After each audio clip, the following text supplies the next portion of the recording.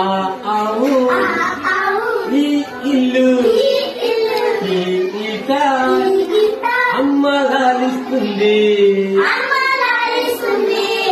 ఆవు పాలిస్తుంది, ఇల్లు విడిదిస్తుంది. ఈత పండు తీయన హ్యాపీగా ఉండనా,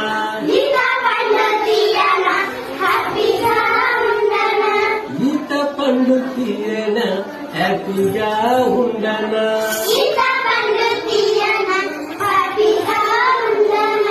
అమ్మ ఆవు ఇల్లు గీత హ్యాపీగా ఉండనా,